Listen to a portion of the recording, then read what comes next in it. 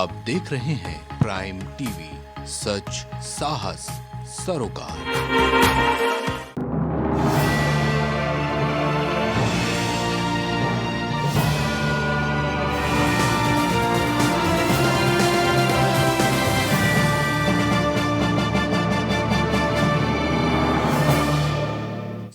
नमस्कार, आप देख रहे हैं प्राइम टीवी और मैं हूं आपके साथ मुस्कान उस्मानी। बुलेटिन की शुरुआत बड़ी खबर से, जहां संसद का विशेष सत्र लगातार जारी है और आज सत्र का दूसरा दिन है।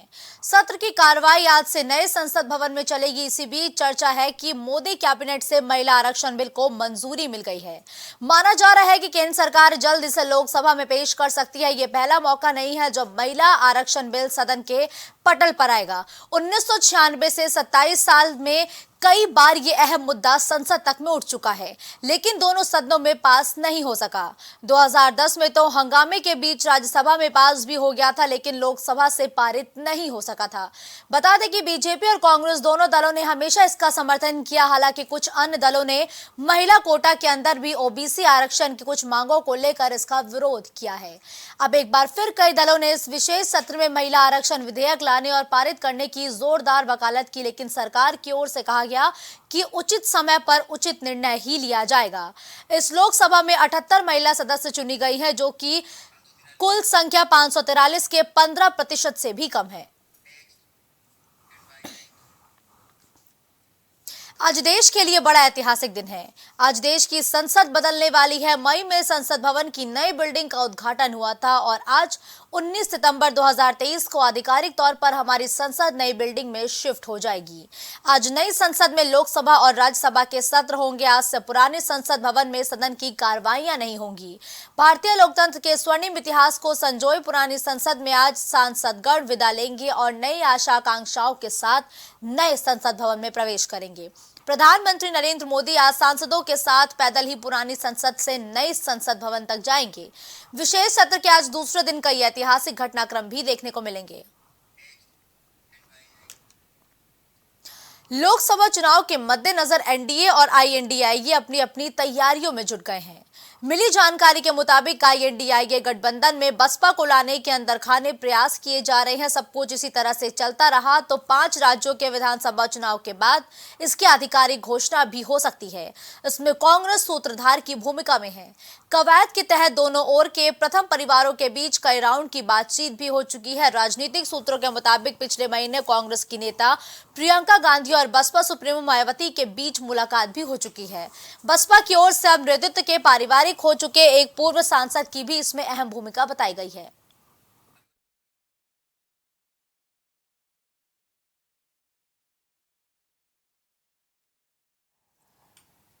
लगातार विवादों में रहने वाले सपा के राष्ट्रीय महासचिव स्वामी प्रसाद मौर्य ने हिंदू धर्म को लेकर एक बार फिर से विवादित बयान दिया। उन्होंने आपत्तिजनक टिप्पणी करते हुए कहा कि हिंदू फारसी शब्द है। फारसी में इसका मतलब चोर, नीच, अधर्म है। हम इसे धर्म कैसे मान सकते हैं? हम जिसको हिंदू धर्म मानते हैं वो हिंदू धर्म है ही नहीं। अगर हिंदू धर्म होता तो सबको बराबर का दर्जा दिया जाता।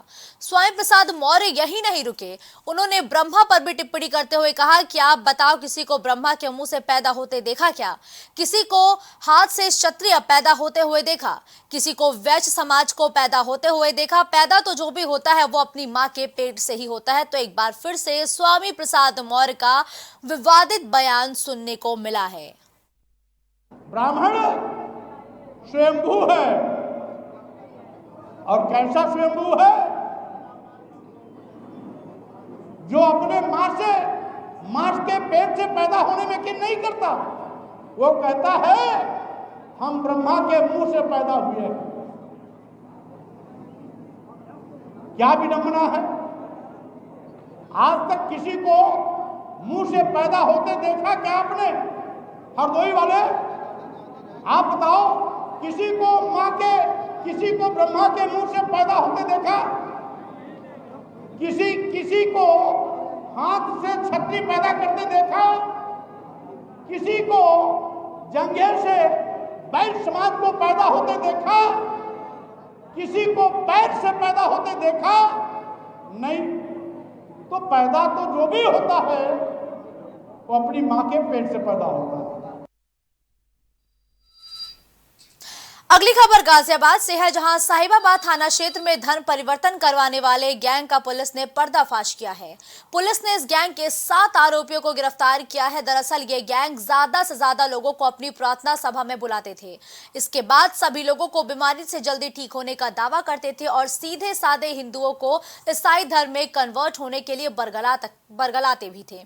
इस गैंग के लोग कल करहड़ा स्थित एक गांव में प्रार्थना सभा के लिए इकट्ठा हुए थे। इस दौरान जब पुलिस को सूचना मिली तो मौके पर पहुंचकर पुलिस ने 7 लोगों को गिरफ्तार किया है। इनके पास से एक गिटार, 7 पवित्र किताबें और एक कार भी बरामद हुई है। पुलिस इन 7 आरोपियों को गिरफ्तार कर उनके गैंग के बारे में पता करने की तैयारी में भी जुट गई है। दिनांक 17/9/2023 को करहड़ा गांव निवासी सुभाष चंद्र जाटव के द्वारा सूचना दी गई कि उनके गांव के रहने वाले दिनेश जाटव के द्वारा ईसाई समुदाय के कुछ व्यक्तियों को बुलाकर एक सभा का आयोजन किया गया, जिसमें स्थानीय निवासियों को पैसे का प्रलोभन देकर धर्म परिवर्तन की बात कही गई। सुभाष चंद्र से तहरीर प्राप्त कर अभियोग पंजीकृत कर लिया गया है। घटना से संबंधित सभी अभियुक्तों को गिरफ्तार कर लिया गया है तथा अन्य विधिक कार्रवाई की जा रही है। रुक करते हैं अगली खबर का, जहां संभल से एक हैरान कर देने वाला मामला सामने आया। यहां शिक्षकों की पिटाई से आहत होकर कक्षा 7वीं के छात्र ने फांसी लगाकर जान दे दी है। परिजनों का आरोप है कि शिक्षकों ने ग्रामीण के साथ मिलकर बंद स्कूल में बेटे को पीटा है। वही घटना से आहत होकर बेटे ने फांसी लगा ली। घटना के बाद मौके पर पहुंची पुलिस ने शव को पोस्टमार्टम के लिए भेजकर आरोपी शिक्षक के खिलाफ मुकदमा दर्ज कर लिया है। जांच के आधार पर कार्रवाई की जाएगी। बता दें कि पूरा मामला गुन्नौर कोतवाली क्षेत्र का है।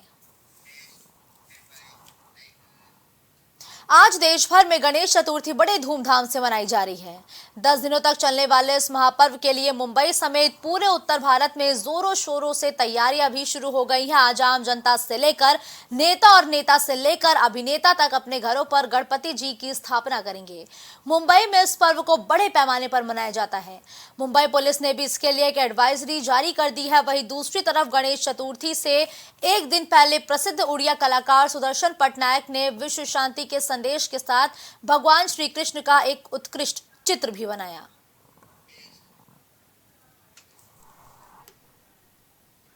सनातन धर्म में हरतालिका तीज व्रत का एक विशेष महत्व है। हरतालिका तीज व्रत हर साल भाद्रपद शुक्ल पक्ष की द्वितीय तिथि को मनाया जाता है। इसे तीजा पर्व के नाम से भी जाना जाता है।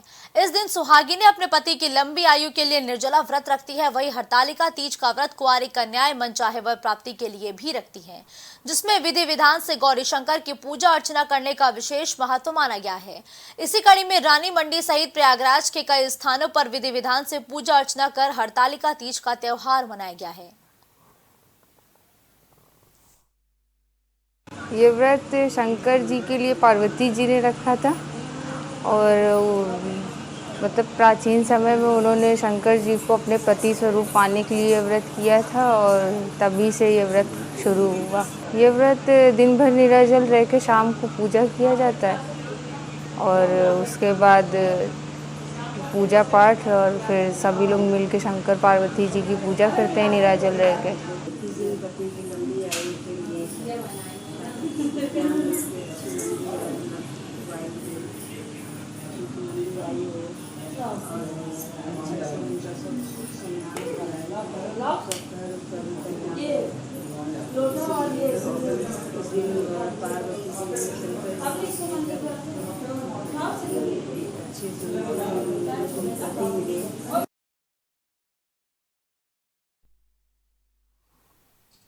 अब खबर मुरादाबाद से है, जहां समाजवादी पार्टी के वरिष्ठ नेता आजम खान के संबंधी हाजी रिजवान खान की एक्सपोर्ट फैक्ट्री पर जीएसटी की टीम पहुंची है। हाजी रिजवान खान आजम खान के बड़े बेटे अदीब आजम के ससुर है। वो मुरादाबाद के नामी निर्यात firm universal arc export firm के मालिक भी हैं। फैक्ट्री कटघर कोतवाली इलाके के रामपुर रोड पर ग्राम भैंसिया में है। 4 गाड़ियों में जीएसटी विभाग की टीम स्थानीय पुलिस के साथ पहुंची और पूछताछ भी की है। तो समधी के घर अब जीएसटी विभाग की टीम भी पहुंच चुकी है। स्थानीय पुलिस भी मौके पर मौजूद रही। पूछताछ का दौर चालू रहा। आजम खान के करीबियों पर शिकंजा लगातार कसता जा रहा है। बीते दिनों आजम खान के कई करीबियों पर भी आईटी की छापेमारी देखने को मिली। तो एक बार फिर से आजम खान के बड़े बेटे के ससुर पर भी जीएसटी विभाग का शिकंजा कसता जा रहा है। आजम खान के करीबियों पर लगातार शिकंजा कसता हुआ नजर आ रहा है। ये मामला कुछ नहीं है, ये जीएसटी सर्वे के लिए आते रहते हैं 2-3 महीने में, सिर्फ सर्वे करने आए बुक्स देखने के लिए, जो कि ठीक है, रूटीन होता रहता है। नॉन पॉलिटिकल लोग हैं भाई, एक्सपोर्टर्स हैं, हमारा कोई मतलब नहीं है बातों से। इरशाद इस खबर पर ज्यादा जानकारी के लिए इस वक्त हमारे साथ फोन लाइन पर जुड़ चुके हैं। इरशाद, देखिए, आजम खान के करीबियों पर लगातार शिकंजा कसता जा रहा है। अब आजम खान के एक और करीबी पर जीएसटी विभाग ने कार्रवाई की है। इस कार्रवाई के दौरान क्या कुछ बरामद किया गया है, इसको लेकर क्या जानकारी है? जी इरशाद से दोबारा संपर्क स्थापित करने की कोशिश करेंगे, लेकिन आपको बता दें कि स्थानीय पुलिस भी मौके पर मौजूद रही। आजम खान के करीबियों पर शिकंजा लगातार कसता जा रहा है। जीएसटी विभाग की टीम की एक बड़ी कार्रवाई देखने को मिली है, जहां आजम खान के समधी के फैक्ट्री पर जीएसटी विभाग की टीम पहुंची। छापेमारी की कार्रवाई देखने को मिली। एक लंबा पूछताछ का दौर भी लगातार जारी रहा और आजम खान के करीबियों पर लगातार शिकंजा कसता जा रहा है।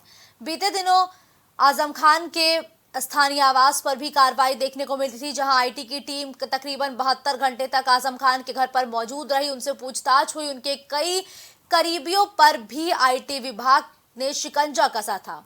अब एक बार फिर से आजम खान के एक संबंधी के घर जीएसटी विभाग की बड़ी कार्रवाई देखने को मिली है।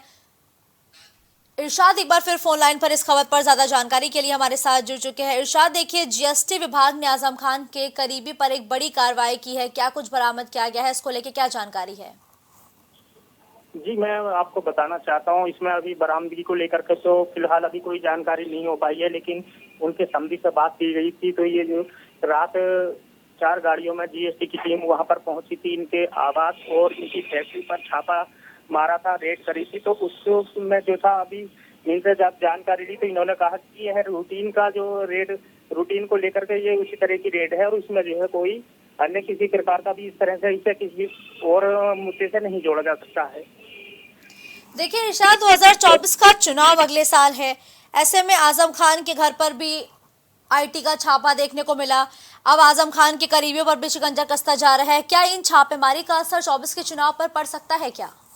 जी, देखिए, मैं आपको बताना चाहूंगा, इसका जो है साफ तौर पर असर कुछ हद तक जो है 2024 के लोकसभा चुनाव पे देखने को मिल सकता है, क्योंकि कुछ लोग हैं जो कि इसे ऐसी चर्चाएं भी सामने आई हैं कि इसे जो है इसे आजम खान के जो मुद्दा चल रहा है उसको लेकर के जोड़ने को भी देख रहे हैं, लेकिन उस तरह का यहाँ पे जब जानकारी करी तो इस तरह की यहाँ कोई बात अभी सामने नहीं आई है। ठीक है, धन्यवाद इरशाद इस खबर पर हमारे साथ जुड़ने के लिए।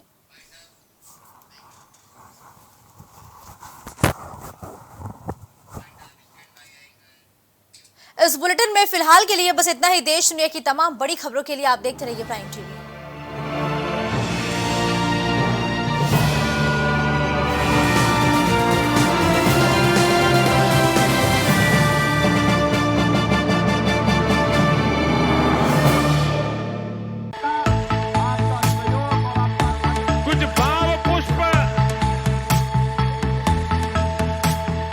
आप देख रहे हैं प्राइम टीवी, सच साहस सरोकार।